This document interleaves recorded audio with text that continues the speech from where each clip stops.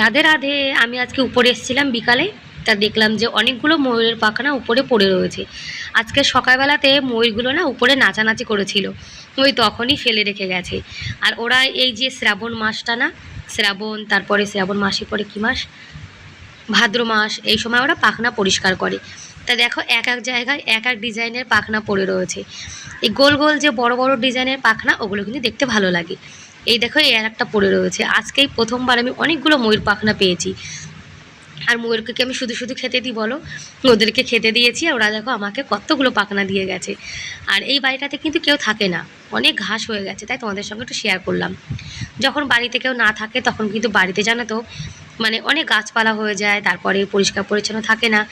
আর আমাদের এখানে কিন্তু একটা ছাদ থেকে আর এক ছাদের উপর কিন্তু আসা যায়। সব কটা ছাদ দেখো একটা ছাদের সঙ্গে আর একটা ছাদ জোড়ানো রয়েছে। আর এই যে বাড়িটা, এই বাড়িটাতে কেউ থাকে না। আর আগের কালের যে বাড়িগুলো রাজস্থানের, তার ডিজাইনগুলো কিন্তু খুব সুন্দর। দেখো ঘরের সামনে যে ছোটো ছোটো আলিয়া বানানো, এখানে জলের মটকা টটকা রাখার জন্য বানানো রয়েছে। আজকে অনেকগুলো পাখনা পেয়েছি, তাই ময়ূরকে বলেছি অনেক অনেক ধন্যবাদ। আর জন্মাষ্টমী চলে এসছে, জন্মাষ্টমীতে কিন্তু গোপাল সোনাকে ময়ূরের পাখনা দিলে গোপাল সোনা খুব খুশি হয়ে যায়। আর আমি অনেকগুলো পাখনা পেয়েছি, অনেক রকম ডিজাইনের, 4 রকম ডিজাইনের। আর আমার বর বলছে এতগুলো ময়ূরের পাখনা দিয়ে তুমি কি করবে? তাই বলছি ঘরে সাজিয়ে রাখবো। আগে কিন্তু কলকাতাতে কখনো ময়ূর পাখনা হাতেও মানে নিইনি, শুধু ফোনেই যা দেখেছি। এই দেখো, এই একটা, এই একটা, তারপরে এই যে এই ডিজাইনের একটা,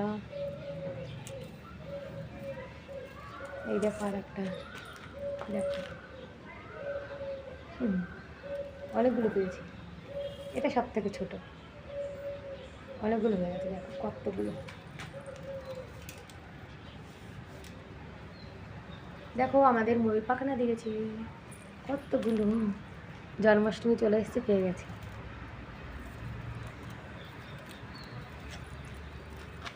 কারা কারা পাখনা নেবে চলে এসো।